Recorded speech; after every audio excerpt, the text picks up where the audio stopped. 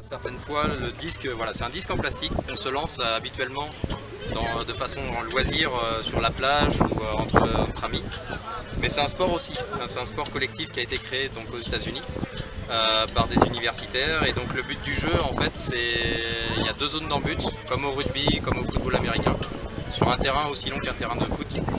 Et le but, pour marquer un point, il faut faire une passe à un de ses coéquipiers dans la zone d'en-but adverse. Et d'abord, on a besoin de combien de joueurs sur le terrain? Alors ça se joue 7 contre 7, voilà, en extérieur, avec des remplacements, comme au hand où on peut faire à la fin de chaque point, on peut remplacer les joueurs qu'on veut en fait. D'accord, et quand on lance, est-ce que ça va dans les poteaux Non, alors c'est ce que je vous disais, il y a des zones d'en-but là qu'on peut voir délimitées.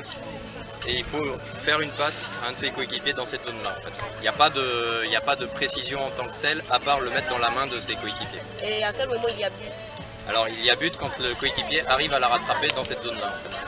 Voilà. Donc le but c'est de traverser tout le terrain pour aller faire une passe dans la zone d'en-but adverse pour marquer le point. D'accord. Voilà. Une autre précision qu'on ne sait pas peut-être? Et en fait, quand on a le disque dans les mains, la difficulté c'est qu'on ne peut plus courir. On a juste un pied de pivot comme au basket. Mais on ne peut plus courir, donc c'est à nos coéquipiers de se déplacer pour qu'on puisse faire la passe. L'équipe qui est en face de nous va compter jusqu'à 10 sur le porteur du disque, et si à 10 secondes il n'a pas lancé, il y a ce qu'on appelle un turnover, l'équipe attaquante passe défenseur et inversement. D'accord, le temps de jeu? Le temps de jeu, alors normalement sur un match officiel c'est 90 minutes, donc 1h30 comme au foot, et ou alors au meilleur des 17 points, c'est-à-dire la première équipe arrivée à 17 a gagné le match. Ça se joue à des sets ou ce sont des buts comme ça? Non, ce sont des scores en fait. Comme à chaque fois qu'il y a un point dans la zone d'en-but, on engrange les scores et il faut arriver jusqu'à 17. Donc tant qu'on n'arrive pas à 17, ça ne peut pas continuer. Voilà, tant qu'on n'arrive pas à 17, il n'y a pas de gagnant, ou à la fin des 1h30, on prend le score le plus haut et on rajoute 2. Par exemple, si on est à 13-10, on va rajouter 2 points au score le plus haut et il faut arriver à 15 pour gagner le match. Pour éviter d'avoir des matchs qui durent 3 heures. Merci. Voilà. Et dernière chose qui est très importante surtout pour notre sport, c'est que c'est un sport auto-arbitré. Donc on n'a pas d'arbitre sur le terrain. Et donc les discussions, les fautes, tout ça se règle entre joueurs. Et ça permet voilà, d'avoir un esprit très fair-play et une bonne entente sur le terrain. Et à la fin, même sur les compétitions internationales, il y a aussi une remise, en plus du trophée du vainqueur, il y a aussi une remise du trophée de l'équipe la plus fair-play du tournoi. Donc c'est vraiment un sport où on apprend aux jeunes à se respecter, à parler calmement.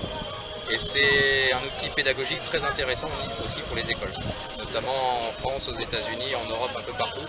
Ça a été très implanté dans les écoles parce que les profs aiment bien pouvoir expliquer comme ça aux jeunes le respect entre eux par le biais du sport. Merci beaucoup. Ben de rien, merci à vous. Bonjour tout le monde, actuellement nous sommes au lycée américain. Là nous essayons de jouer une petite compétition avec l'ambassade des États-Unis. Vous savez, le frisbee est une discipline vraiment très intéressante. Voilà, une discipline très intéressante. C'est un jeu mixte. On peut jouer avec les filles comme les garçons.